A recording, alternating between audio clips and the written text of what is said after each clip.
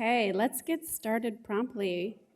Welcome, everybody. Good evening. I'm Leah Markey, the director of the Center for Renaissance Studies, and welcome to Global Impressions, either here in person or online. Thanks for zooming in. We're excited to introduce you to novel print media produced in the early modern globe.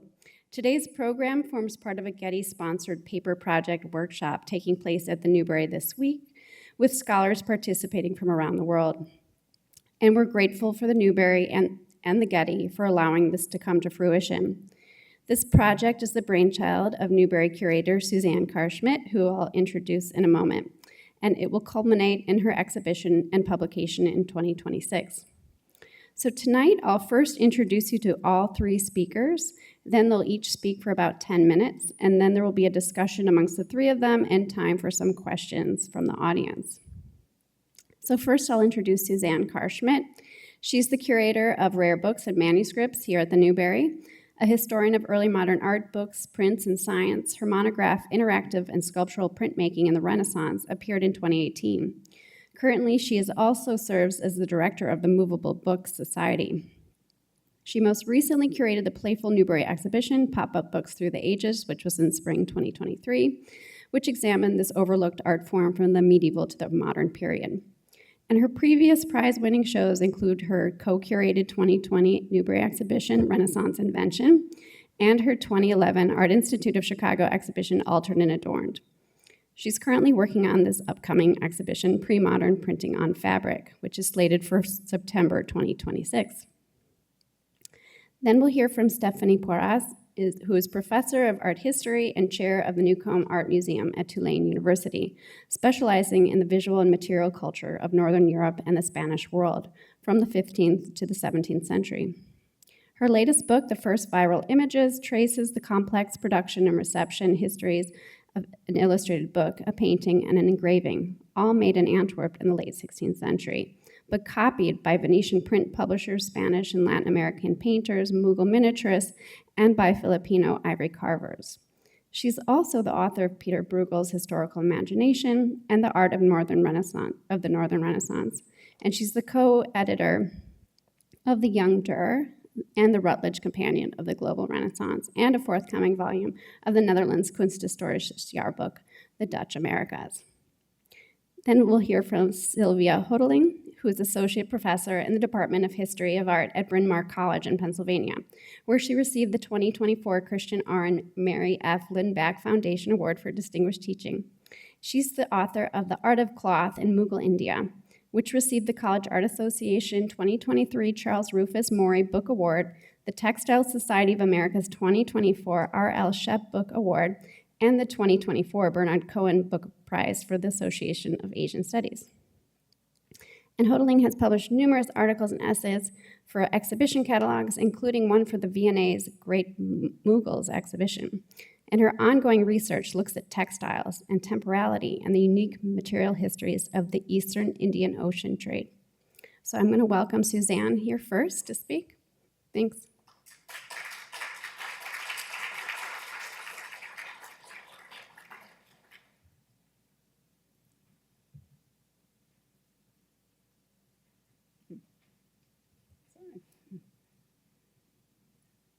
Trying to get the slides to obey me. It's not working yet. Okay, there we go. So welcome everyone here and online. I would also like to thank the Getty for helping us bring an international group of scholars together to talk about this amazing topic of printing on fabric, which is really very little known into the print world, probably a little better known to textile specialists, but bringing this interdisciplinary group together is what we're trying to do. And why do we want to study printing on fabric? What's the allure? This is a recent acquisition made a couple of years ago in conjunction with a couple of colleagues at the Newberry, and I will go into a bit of detail of why this is so wonderful, but the fact that it's not paper, it's a piece of satin that moves in the light and performs almost a dance as you move around it and move it. It's it's something that you can't unsee once you're in the presence of these objects. And I'm hoping that's what the exhibition will explain to people, and and hopefully the catalog as well. So, oh, there we go again. There she is. So this is a what's called a thesis print when a student trying to get a doctoral dissertation passed and approved in the early modern period would basically produce a summary of the text, often put an image at the top appealing to a higher power, perhaps a deity or a king. And then if you were very, very good and trying very hard, you might have it printed on fabric. And as I'll go into more detail, this was was published or produced by a woman, Manuela Cerezo, in 18th century Mexico. And so there's a lot that is really wonderful in terms of the ties with the indigenous collections and collections of the Americas at the Newberry, and we'll go into that. So there were others being made in Spain at the time. You could have a variety of very deep yellow silks or even a golden silk. You could have your Velvet Elvis-like mezzotints with, in this case, Ignatius of Loyola, and then also a number of other images of devotional nature were also printed on silk, like the multiplying opportunities of the Shroud of Turin, which became a focus for a number of fabric printings. And this is actually not the Shroud of Turin, but a French variant. And we have one at the Newberry as well, a recent acquisition. You can see at the top with additional embroidery. So I'm going to delve into this one particular object. And presentation items in this period were relatively common. In fact, we bought a map that was printed on paper. You can see on the right, much larger than real life scale, that was also given to a fancy individual. But that's sort of a gold border around the side, little frame to gussy it up. But there was also some secrecy about maps of the area, so even just handing the territory to these individuals in a printed map was a big statement. All right, so who is the Manuela Cerezo sheet for? It was, do you see the coat of arms up at the top? See if I can, no, we won't have that. That it was the Bishop of Hispaniola, and it's even picked out in a slightly different printing technique. And there's embroidery on top of it. And if you see those gold letters underneath, there's an entire poem and headline pointing out how wonderful it is that he is basically coming to the cathedral in Puebla to oversee the defense of the dissertation. So I don't know how many of you have had to defend a scholarly achievement, but this is extremely over the top. All right, I didn't, in fact, it was held at night. And I certainly, when I got my PhD, there were no scrolls, there were no swords, there was no candlelight. It was, oh, I swear I read your document, it's fine. But this is much more fun. So yes, think of the poor student sort of shaking in his boots as watching this silk object be paraded down the nave of the cathedral, hoping that it's just fancy enough. In fact, I do believe it was paraded because there are candle wax stains falling down it. You can see where the arrows are. So again, glistening in the candlelight. We do have a number of other books printed by Manuela Cerezo. She unfortunately, as is the style at the time, shows up as the widow of Miguel de Ortega, or and you can see in the top the Latin version that was on the thesis. And it makes a very interesting contrast because there is recycling going on. She was very astute about how she produced this beautiful object. And on the left, you can see a slightly folded over view of the sheet on silk with the book above it. And on the right, there's the side-by-side. And if you don't believe me, let's put them right together. So there was absolutely reusing of blocks that had been in production in the workshop for even a couple of decades before this point. But there were things that were unique for this particular object. So take a look at that border. And usually when you think of a woodcut, you think that that would be an entire solid mass all the way around the letterpress in the middle.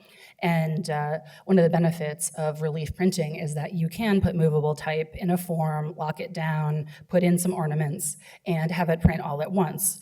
But in this case, they didn't want to carve that many pieces of faux lace. So what they did was they made basically two and used it as a stamp. And I want to show that there's some wonderful local details in this particular woodcut border, including the fox, the hanging fish, sort of a food group, and then another food group, these grasshoppers, which are absolutely identifiable to this area of Mexico. They're often served sort of fried or marinated. And I've had people come in and say, "Oh, that's the chalupinas." And I was like, "That's a what now?" But it's really wonderful to see that she is making, Manuela Cerezo is making this so specifically local to the area as well as to the important event happening right then. So here we are. These are the two stamps, and I'm going to show you what putting it go backwards in time.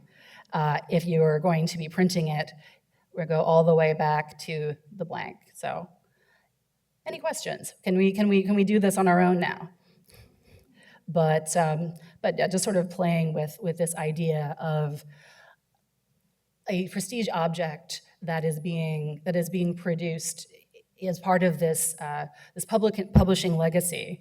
It's looking at Spain. It's looking at styles at the time, different types of fabric, but it also might possibly be produced on fabric from Mexico. It could also be from Asia or even from silk centers in Granada. We're not quite sure, and that's one of the things we're discussing deeply this week at the Newberry. And now I'm going to let you feast your eyes on that for another couple seconds and turn this over to Stephanie. Thank you.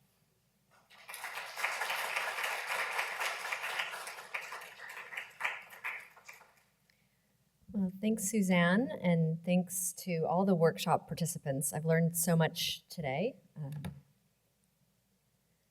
And thanks also to Leah and the Getty for the invitation and for bringing all these wonderful people together. So in the 1730s, the Society of Suriname, a colonial trading company jointly controlled by the Dutch West India Company, the city of Amsterdam, and the aristocratic Van Elsen van Sammelstijk family, they wanted information about their overseas investments. The colonial order in the South American territory had been threatened by the creation of rebellious Afro-descendant and Afro-Indigenous communities known as Maroons, and that the territorial range of individual Dutch-owned plantations was unclear to stakeholders back in Amsterdam, against whom, they therefore requested that a map be drawn up taking account of Maroon establishments and then authorizing military action against those villages. And they also requested a map so that they could demarcate the relative scope of Dutch plantations in the colony. So in 1733, the governor of Suriname, Jacob Alexander de Chaussee, decreed that all planters had to provide the society with information about their land holdings, including their deeds of ownership, so that a general map could be made and an assault on these Maroon villages could be planned. This proved very difficult as landholders were recalcitrant. They were given a certain period of time to prove that their plantations were profitable, and so they kind of didn't want people to know back home how much land they had and how much was cultivated. But at this point, the Prussian soldier and surveyor Alexander de Levaux, who was an employee of the society, he wrote to company leadership from Suriname, disclosing that he had already been working on a general map of the colony for 2 years on his own initiative. The company directors enthusiastically agreed to pay for his return trip to the Netherlands, where he would present his map to the company directors. The resultant map was first published in 1737 when he arrived back in Amsterdam. In payment, Levaux was promoted to the rank of captain, and he was made an engineer into society. He was offered either the ownership of the map's copper plates or a cash reward for his efforts, and he chose the latter, which is probably poor decision-making, as we'll see. The etched and engraved plates were then used to print 50 paper copies that were sent back to the colony with Laveau, the map maker, who was subsequently charged with the duty of inspecting all the fortifications and measuring out the newly formed plantation lands for the court of police in Paramaribo, the capital of the colony. This surviving copy, now in the Rijksmuseum, is printed on cream silk and has a sumptuous and elaborate frame designed later, probably in the 1750s, by a J.G. Delacroix. The map's title proclaims that the map shows the rivers and districts of the colony, as well as its military fortifications and plantations, all carefully labeled and registered in the key alongside both sides of the image. Another central text panel lists the names of each of the 11 directors and the secretary of the Society of Suriname. Eveline Sint-Nicolas has suggested that this silk copy of the map may have been one of a dozen printed on the luxurious fabric for this elect group of company directors, although no other impressions on fabric survive. Printing on silk, as Suzanne's discussion of the Newberry's newly acquired 18th century Mexican broadside demonstrated, was often reserved for the dissemination of news or a celebration of events like weddings for an elite audience.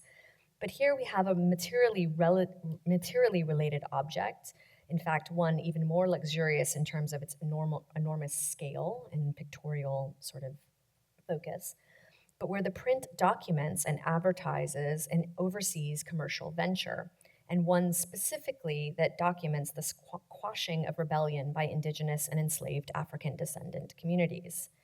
This was both a map and a company document, one used to calm investors' fears and represent the results of the society's enterprise overseas. Importantly, the map documents what was an ongoing military battle for the very land depicted. It presents the Maroon villages as conquered and placated, but as we shall see, they were not really so placated. But it also, by virtue of its meticulous plotting of emphatically rational rectangles of plantations against the backdrop of unknowable and ungovernable expanses of forest, reveals some of the colonial anxieties underpinning the production of this map. The cartographer Laveau had participated in 2 punitive campaigns against Maroon communities. His map documents the site of these villages. I don't know if you can quite see. There's like these kind of pictographic representations of burning towns. They're discernible only by their names and this representation of smoke billowing from a kind of generically repeated form of a cluster of houses. This pictographic language conceals what was a brutal campaign of repression. Villages were raided and burned to the ground. Survivors were taken to Paramaribo for horrific acts of torture, public execution, and the display of rebels' dismembered bodies. The crime of maroonage, that is, that of self-emancipation from enslavement and the foundation of a free community, was a capital offense. Soldiers employed by the Suriname Society beheaded and displayed the heads of those murdered Maroons in Paramaribo. The string of villages depicted here each consisted of dozens to hundreds of homes, all razed to the ground, their inhabitants killed or returned to slavery. As a luxury product designed to be viewed by the elite men who financed this colonial enterprise, the map proposes that the landscape of Suriname is knowable, mappable, commodifiable. To this end, the bottom edge of the map's scale, expanses of forest and winding rivers, and an idealized figure of an African or Afro-Indigenous man are juxtaposed, indicating how the land and the enslaved were both controlled and kind of managed by the company. These allegorical figures, who appear on either side of the triple coat of arms of the Suriname Society, which combines the arms of Amsterdam, that of the Sommelsdijk family, and the ship sort of representing the WIC. These allegorical figures at the bottom sort of dominate one's view of the map. More than allegorical staffage, these 2 men embody the very purpose of the map's production, the need to control and dominate the laboring population of both enslaved African and Afro-Indigenous peoples, whose labor enabled the colonial profit of more than the more than 400 plantations that are depicted above them on the map. These men are positioned next to the flora and fauna native to South America, parrots and crabs, as well as these round forms here, which are the forms of coffee beans, the most important crop of the colony, as well as cacao. I'll show you here. The frame, which dominates the printed surface, reinforces and amplifies the map's purpose in advertising the colony as well-ordered and prosperous, ripe with the potential for further investment and extraction, and minimizing the threats from rebellious Marinage settlements within a triumphant view of the Dutch territory in South America. This frame was printed separately in several sheets. I'm showing you the cacao here. You can recognize the chocolate. In the 1750s, as documented in these surviving impressions on paper in the Rijksmuseum, the copper plates used for the inner map were also very quickly copied on a smaller scale and printed and meticulously hand-colored. Dispensing with the luxurious silk support and elaborate frame, these versions of the Livo map are reoriented to focus the viewer's attention on that plantation system, the distinctly man-made boundaries which abstract the landscape, emphasizing clear lines of ownership and control. Now, these maps include much of the same information as the silk map, but also include inset maps of Paramaribo, the neatly gridded streets of the capital. Heavily washed with pigment, in this case green pigment, the maroon settlements literally disappear into an expanse of forest. The reorientation of the map and its larger insets diminish the scale of the unmapped interior landscape of the colony. And these paper maps produced by the society for a broader share of potential investors than the company's dozen directors, thus kind of minimize the commercial risk of this plantation economy across the Atlantic. In contrast, the larger silk edition, which was commissioned, remember, as the first attempt to comprehensively map the Dutch-controlled territory, it presents a much less clear picture of Dutch control. While it elides the violence of these punitive expeditions against maroon villages, it also partially indicates the difficulty of locating and destroying such sites, which were quickly rebuilt elsewhere. The intaglio plates of the map register somewhat imprecisely on the silk, and indeed, some of the destroyed and smoking villages depicted on the map had probably already been deliberately abandoned and set aflame by the Maroons themselves in order to draw Dutch troops away from inhabited settlements. Maroon villages in Suriname were quickly rebuilt, and their locations were passed to enslaved communities via the very expedition parties that were sent to eradicate them, because the enslaved were forced to carry the baggage and arms for the Dutch troops that were sent to eradicate these villages, and they often took the opportunity to join the Maroon communities that they were sent to destroy. In 1756, for example, around only 145 of the 345 enslaved who accompanied one such mission actually returned to Paramaribo and their home plantations, as the rest escaped to live in a Maroon village. Thus, the silk border emphasizes, I think, the riches and the clearly defined boundaries of colonial Suriname, as well as its idealized and subservient labor force, to sell the unproblematic profitability of colonial extraction to company directors. But also, I think it downplays the opacities of the inner map, its depiction of quite a more slippery geopolitical reality that is sort of echoed in the materiality of the surface itself. That's it. Thank you.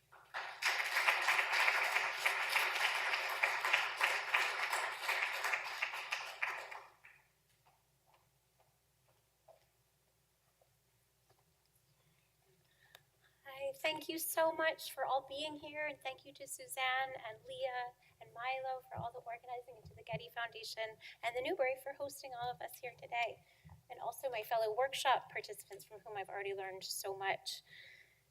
So this evening, let me go to my slides. Yes, so this evening we've been introduced to two remarkable printed textiles, both extraordinary in their historical singularity, their unique physical properties, and the fact that they are materials printed with a wooden block on one hand and a copper plate on silk or satin.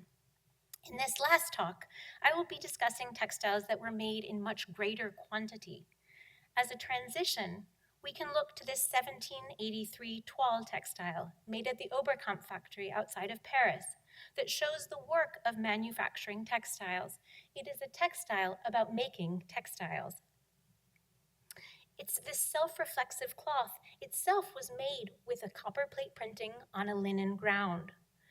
The first scene I want to draw your attention to is a scene of printing the cloth, and we can see the imagined volume of the cloth as it pools below the printing press. The second scene is one of an older process of printing textiles with wooden blocks, a relief printing process made by stamping textiles with a carved wooden block that has been used in South Asia for millennia, and that's dependent on the highly creative act of carving the printing blocks from hard pear wood and arranging the layout of the blocks into a pattern, as well as the physical challenge of steadily laying down the pattern and hitting the block repeatedly with the heel of the hand. My talk today explores textile surface patterns as intertwined with the cloth itself, focusing on block printing and hand painting. I'll discuss the fact that although South Asian cotton textiles that were exported globally in great volumes in the 18th and 19th centuries inspired a revolution in textile printing in the sites to which they were sent, the fabrics from South Asia in the 17th and 18th century were not primarily block printed, but were painted freehand with designs that had been applied as dyes and mordants with a sharpened bamboo pen, yielding the term kalamkari, or pen-worked textiles. This talk explores the various methods of applying surface imagery to a textile in South Asia, from block printing to painting, to argue that we can see printing on fabric in the pre-modern world not only as a departure from printing on a paper ground, but also as a distinctive approach to handling the cloth. And decisions about printing or painting had consequential significance to the history of textiles within what became Britain's extractive empire in South Asia. Among the earliest surviving South Asian textiles are block-printed cloths that had been exported to Egypt. Through textual data, visual and material analysis done by Ruth Barnes, and comparisons to images in painted manuscripts like this Jain Kalpasutra page on the left, these textiles are known to come from Western South Asia. And to this day, the regions of Sindh in Pakistan and Gujarat, as well as Jaipur and Rajasthan, India, are well known for their block-printed textiles. The amazing thing about the block-printed textiles from this region is that while few have remained in South Asia, these early textiles were preserved in Egypt, but also in Indonesia for centuries, including this textile that measures over 16 feet long.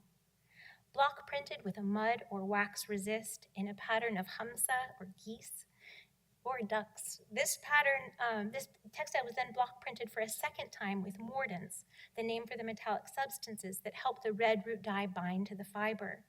Different mordants and dyes allowed for multiple shades of red that we see here. This textile and others like it are dated to the 15th or 16th century, meaning that they have lasted for 500 or 600 years, no doubt in part because of the careful mending that we see here that they've received over time. Yet through studying these textiles this summer, I now wonder whether part of the way that these textiles were preserved may also have been the relative thickness of the fibers and the looseness of the cloth's weave. Though usually taken as an indicator of lower quality fabric, historical accounts suggest that woodblock printing is best done on slightly looser spun thread and less fine weaves, allowing for the color to saturate the fibers. That mainly printed cotton fabrics endure may have less to do with their prevalence than with the stability of the ground fabric underneath. These textiles can be contrasted with hand-painted fabrics, typically attributed to the southeastern coast of present-day India, what was once known as the Coromandel Coast. These textiles start appearing in South Asian records in the 17th century as kalamkari, from the Persian kalam for pen and kari for work. Although, as Rajarshi Sengupta has shown, in more contemporary usage, kalamkari refers to both block-printed and hand-painted textiles, making records a little bit confusing to interpret what technique we are looking at. The better-known chintz was the common term in records across South Asia, Iran, and Europe, coming from the Hindi word chint, meaning something sprinkled or spotted, and anglicized to chintz. Although these contemporary workshop practices cannot be assumed to necessarily reflect historical kalamkari making, the artists working in Srikalahasti in Andhra Pradesh are holding the bamboo pen with its cotton reservoir that dispenses the dye onto the cloth, first in iron mordant for the black outlines, and then in historical textiles, chai root for the red and indigo for the blue. As an indicator of the truly global reach of South Asian textiles, this hand-painted waist wrapper, made in southeastern India for the Thai market, shows just how delicate the white hand-drawn outlines could be, here primarily added with a wax resist and gilding. If we look very closely at the ground fabric, it is clear how much finer the ground cloth is, over 3 times the thread count of the printed cloth. And this fine fabric can also be seen to have caking wax left behind from glazing the cloth to make it shine. That's the sort of white residue on the cloth itself. And the fineness of the weave allowed for these very, very crisp lines of the hand-painted textiles. Many of these textiles were made in villages surrounding the emporium of Machilipatnam, located in coastal southeastern India, and the most elaborate painted cotton cloths depict large-scale figures reflective of the diverse merchant communities living in India in the 17th century, including European and Persian figures rendered with a high degree of naturalism. But like the toile cloth that we began with, I see these painted cotton textiles as also being self-reflexive, albeit in a subtler way.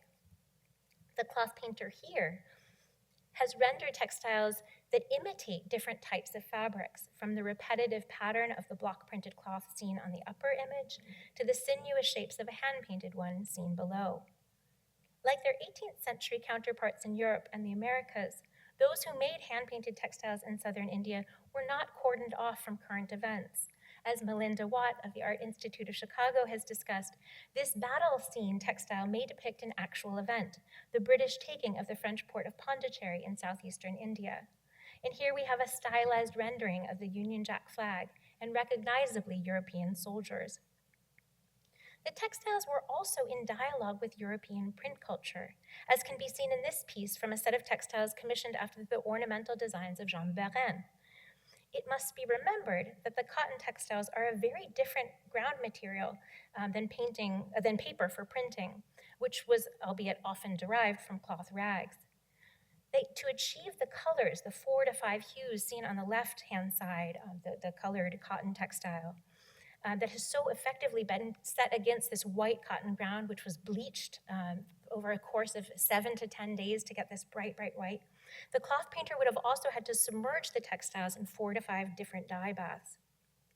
The cloth painter also seems to have been aware of cross-hatching, used for modeling the figure seen in the original engraving, as we can see in this cross-hatched band across the caryatid's waist.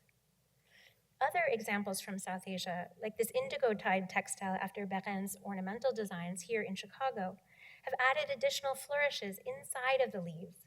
I don't know if you can see them, the little white ornamental patterning inside the leaves that were added with a wax resist and achieve a pearl-like 3-dimensionality that's distinctive from the modeled surfaces of the engraving. At over 8 feet tall, this painted cotton textile was also monumental in its comparative scale. In the previous 2 textiles I've just shown, and in this final section of the talk, the export of cotton textiles to Europe comes into focus, where South Asian cotton textiles were used in dolls' houses and in real houses in immersive environments, covering the beds, the walls, and the windows. Most cloths that were made in India for export to Europe were these hand-painted textiles using mordants and resists to render delicate flowers, and even, as we can see in this detail, a flying squirrel, just flying downwards on the right-hand side. But in this example identified by Eleanor Edwards, it also contains printed patterns in this profusion of red leaves. By the late 17th century, in first France and then in Britain, imports from South Asia had become so plentiful and popular that local weavers petitioned to have imported cloths outlawed. Although a great deal of smuggling occurred, the imported hand-painted textiles from India were quickly imitated by textiles producers, including Oberkampf, with whom we started this talk. This French example, made on linen and cotton ground, also shows how the dyes take less readily to the slick linen, leaving much more white showing through the dye color. And while this textile has some passages of hand painting to replicate the red shading we see in kalamkari cloths, European producers came to use almost exclusively block printed techniques in their production. Hand painting was never deemed profitable enough, and block printing was easier to reproduce at large volume. Block printing was superseded in speed and efficiency in the 19th century by machine roller printing. Copper plate printed cloths achieved extraordinary levels of details, but were derided by design reformers in mid-19th century Britain as overly three-dimensional and exemplifying false principles of design. To reinvigorate British textile design after the Great Exhibition of 1851, agents from the textile industry and from the East India Company's India Museum, such as John Forbes Watson, were sent to South Asia to collect textiles that could be used as inspiration or copied. The added benefit, according to the economic logic of the British Empire, was that these machine-made textiles from Lancashire and Britain, printed with copies of South Asian patterns, could then be sold back to India. Even after factoring in the expense of transportation, this foreign cloth coming in from Britain cost 30% less than homespun, hand-woven cloth in South Asia. As a result of these imports from Britain, between 1815 and 1880, Indian cloth production fell by 40%. In typical narratives, we would leave the story there. But given this workshop's emphasis on global impressions, I wish to introduce a counterexample to the British imperial story. The regional connections through painted and printed cloth between India and Iran that persisted into the 20th century, even while exports from both of these countries to Europe were severely curtailed by colonial policies. Although Indian kalamkari textiles were 2 to 4 times as expensive as local Iranian products or European imports, they remained popular with discerning customers in Iran. This fact draws our attention to other values of cotton cloth beyond their easily copied surface patterns, the sharpness of a print that resulted from a block printer who consistently recarved the pear wood blocks to keep the edges crisp, or perhaps the wonder of a snaking white line of wax resist, so fine that the wax resists were still done in India, even if the block printing was then finished in Iran. The historical detail that Iranian craftspeople also traveled to India in this period to supervise the production of cloth for their home market suggests that for a cloth made with dyes, it may have been something beyond the surface imagery that gave it value, the saturation of India's red root dyes, the techniques of the indigo dyer, or even the quality of water, which, rich in calcium, deepened the colors of the dyes. In our studies of these global pathways of printing on cloth, then, this example might provide a reminder that while the patterns printed on textiles can move fluidly and with rapid speed, they are also literally, chemically bound to textiles whose materials and makers tell a story of their own. Thank you so much.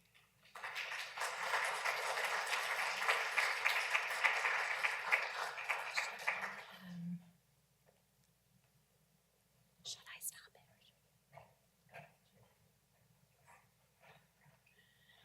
Thank you to our 3 wonderful speakers. So we'll let them talk amongst themselves for a bit, and then we'll take some questions from the audience. And if we have time, we'll turn to the Zoom chat. Sylvia, could I ask you a question first?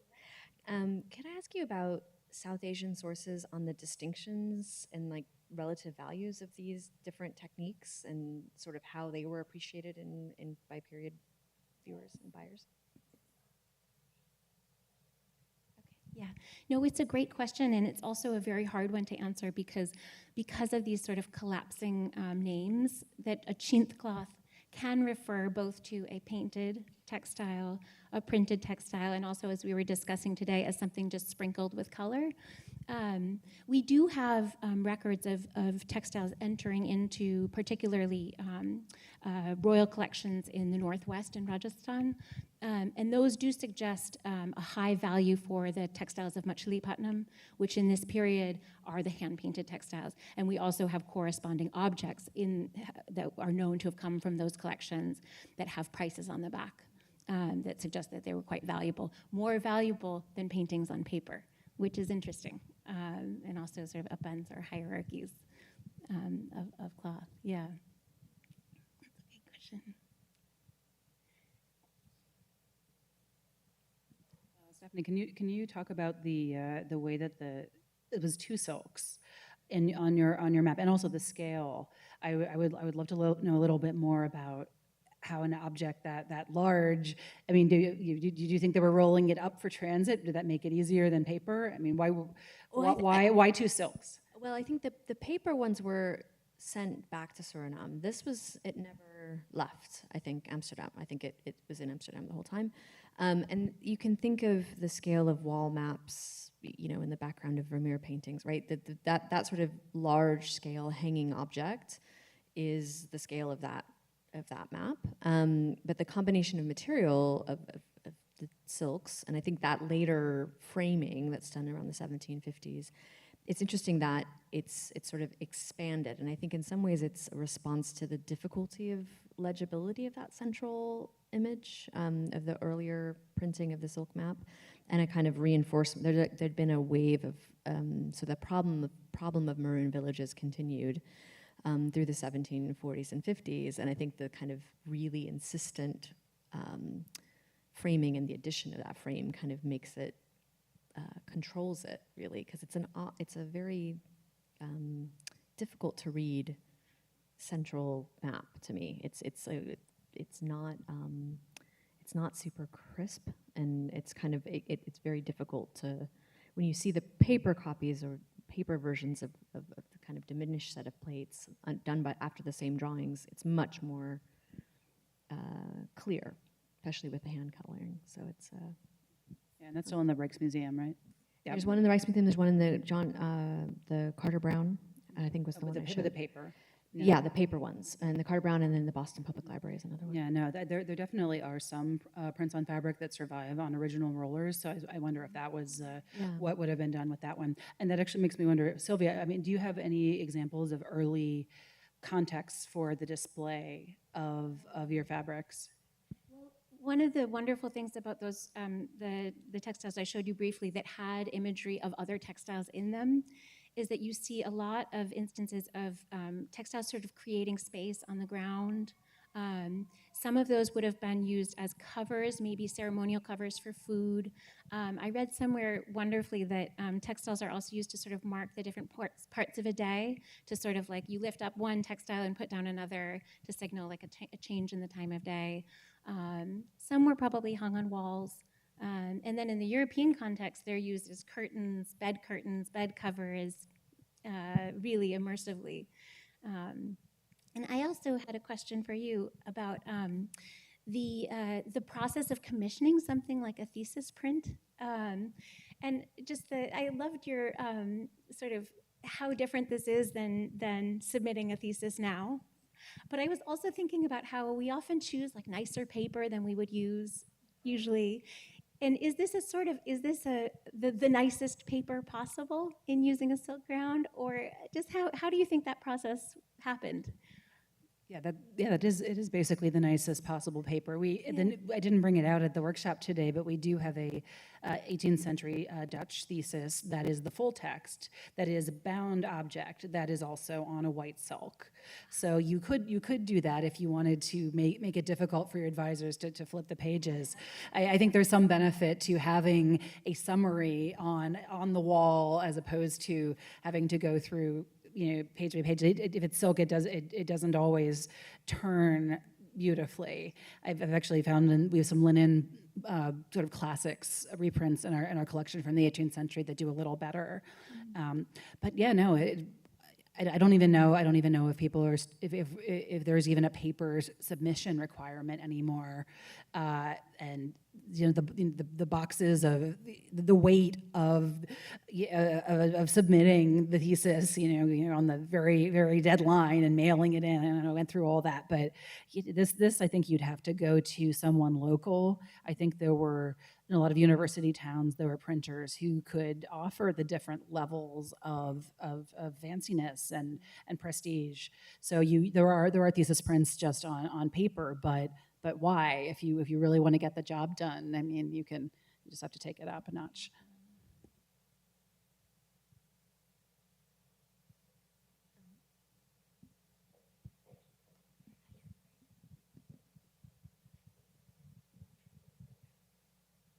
A couple questions about the texts that would be printed. Could you talk about the range of subjects or topics that would be typical or unusual? And then with regard to the process itself, what sort of dye or ink, or how would it differ from printing on paper? Uh, in terms of in terms of academic printings, it seems like it's generally just regular printing ink. There's I've worked with printers and tried to see if there's the preparation that needs to be done as a recreation, and even for intaglio, if there's a dampening of the fabric, it can work quite similarly to paper. So I mean, there's a point from one of our talks earlier where the suggestion is that you don't have oil-based inks until it's in Europe, but that's fairly early on. So yeah, I think there's a lot of printing going on that is effectively just substituting paper for the paper for fabric, and that's actually one of the reasons that this workshop was part of the Getty Paper Project, is because it's printing, but on fabric as if it were paper, and just making this slight switch really changes the whole cultural effect of it. And yeah, so in terms of the other topics, I mean, pretty much anything. I mean, devotional things, literature. There were appeals for fundraising. There's a Rudyard Kipling lithograph from around the Boer War. We saw images of earlier. A number of different things, and then handkerchiefs. You can still have text as well as image, making a political point. In the early 19th century was particularly common in America. Yeah, it's almost everything actually. If you look for it, it's out there, and once you start looking, it is really everywhere.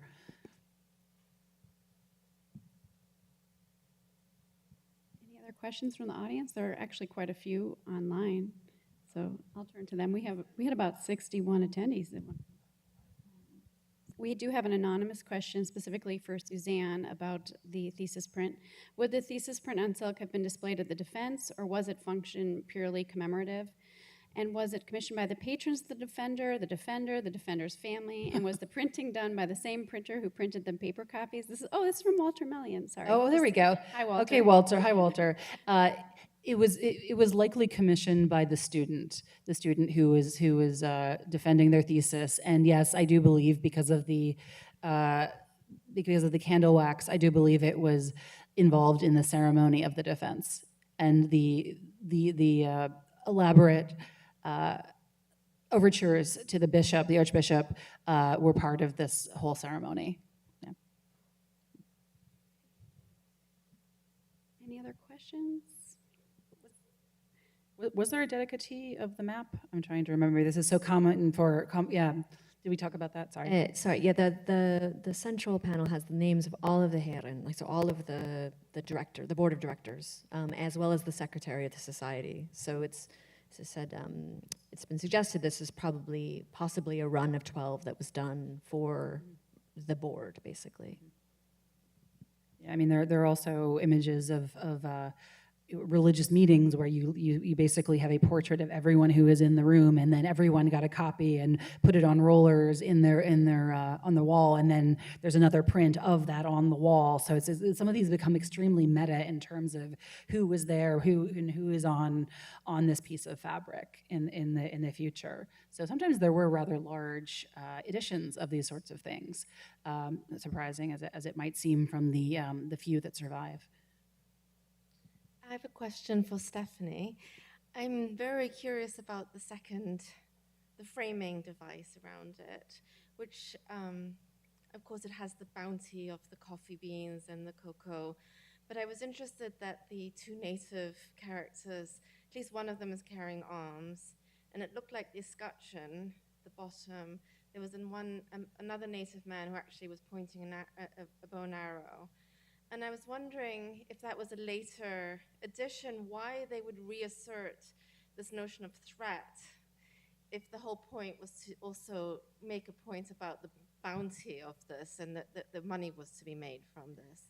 So in the escutcheon is the figure kind of kneeling with the arm, and it's from the coat of arms of the Suriname Society. So perversely, that's the image that they chose for their coat of arms. But I think the figures, to me, they're dressed in indigenous dress, but part of that is, I think, signaling that they don't. And one is very clearly, I think, of African descent, and the whole point of the Maroon communities is they are mixed race. They've escaped from sort of plantation economies and have kind of set up an alternative society. And I think that dressing of both figures in indigenous dress with the bow and arrows, but they're not like poised with them. They're kind of setting to one side. And I think that those bodies are sort of controllable in a way. It's not denying that they exist, because essentially that labor is it's central to the functioning of the plantation economy. There's no way to have coffee plantations without enslavement in this model.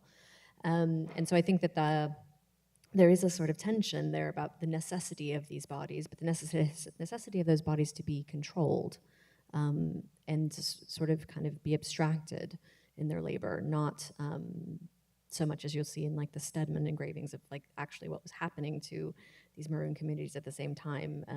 John Stedman writes an account of his time in Suriname, working for the Suriname Society, and it's quite brutal. So I think there's a kind of tipping, because that's what the map is actually purporting to depict, is the punitive campaigns against those villages, and to kind of acknowledge that they exist, but they're a problem, but we are dealing with them, basically. Okay, we have a question for Sylvia here. From Vidita Raina. She says, do pattern books for kalamkari survive in India? If so, what do you make of the intermedial nature of such books with textiles? I ask as I'm writing about Sarasa Benran, Compendium of Chintz Designs in Edo, Japan. Thank you. Thank you. That's such a great question, and you sort of you answered the way I was going to answer, which is that we have pattern books from Japan for kalamkari, but we don't have them within South Asia. There is a practice, I think, with block printers of printing the various blocks that they have onto a single sheet to sort of know what you have and where it is or what it looks like. And often, even just for a single block, if you have multiple colors, you have to have a series of blocks to fill in the different colors of that block. So there is that, but beyond that, we don't have that. There's been a lot of hypothesis, particularly in the sort of early scholarship about European cloths made for the European market, about how would the Jean Perrin prints make it to South Asia and other sort of early imagery that appears. But it's really something to still be worked on. Yeah, thanks. Great. I might just ask one last question. One thing that intrigues me about the presentations and conversations we've had today has been the issue of size, because it seems to me that the fact that you can make large textile is nice for printing. Just thinking, I saw the measurements of your map, Stephanie, but I didn't really think about how big it was. Is it huge? And yeah. Okay. It's pretty big. Yeah. It's pretty big. I just wonder if you all could speak a little bit about the issue of printing on fabric. I mean, I think the silk mat with the border makes it much bigger than the hand-colored printed on paper versions of that same map. And those are very large in their own right. So it's sort of like Multiple sheets, yeah. Yes, they're all multiple sheets. So it's sort of like a degree of upping the ante. But as we saw some beautiful, delicate, small things today. So I kind of think the question of scale is sort of what you're going for experientially, maybe. I think that's a really wonderful question. It also makes me think about the sort of, that this is also the moment of the waning of tapestry. The monumental textiles are being replaced in some ways by prints and other means of decorating or the walls, and that textiles are still able to achieve that monumentality. I mean, the large ones I showed you have to be sewn together because a loom width is usually about a yard wide. but that there are these sort of monumental aspirations to a lot of textiles that we look at. Yeah, but the European ones that I've seen generally can get a lot bigger than a single sheet of paper. And yes, you can put paper together, but there is something really lovely about going from edge to edge of an entire bolt of cloth, and then you start getting different colored selvages, and I mean, functionally it gives you effectively a hem, but it also adds this sort of completeness to it that I'm, as a print scholar, I'm only starting to understand what you can make of that. That aspect, but yeah, it really makes a difference in scale. Okay, we just still have one last question I'll take from the Zoom, from Mina Miyamoto from Wolfenbüttel. Hi, Mina. Thank you very much for the exciting presentations. I have a question. Do you know how documents printed on silk textiles were stored? And this is something at the time, not in modern times. I often notice creases on the silk fabrics, perhaps because they were folded up small. I have another question regarding this. Silk is a sensitive fabric, especially when exposed to water. However, the examples I've seen are in good condition. Do you know of any cases where silk has been damaged by water? I would look at eBay. There's a lot of shattered silk out there. There are many of these that do not belong in even library collections or museum collections, that are probably not fixable. And I would love to have a conservator in the in the audience now speak to this. But there's definitely, yeah, there are many examples that have not survived well, I think I would say. And as to early preservation, there is a wonderful example actually in Wolfenbüttel where the questioner is based, which is it's relatively small, this big, but it is on very slender original rollers, and that is in absolutely gorgeous condition. But I think it is. I think it has at least one selvage edge on it, so it has sort of the sort of completeness to it, with the top and the bottom covered by the hanging mechanism. Yeah, it's sort of a lovely political / musical sheet with an engraving. It's on silk, and that's in great condition, I think. But yeah, I think it's just a question of lack of exposure. I mean, would that be fair? And lack of handling over the years for these items to. Okay, I'm getting sort of a nod from the audience. Okay, I wish I knew more about these contexts, but I have to say one of the best preserved items in our collection is for silk-wise is curtains on a carta executoria that was effectively in a book-shaped box, also from the 16th century, that has probably not been opened very much in the past 100 years. We're finally cataloging it, and it's in beautiful shape comparatively. So I do think leaving it alone does a lot. Wonderful. Thanks for this lively discussion. We covered a lot about conservation and materiality, and thanks for joining us tonight. Thanks to our speakers.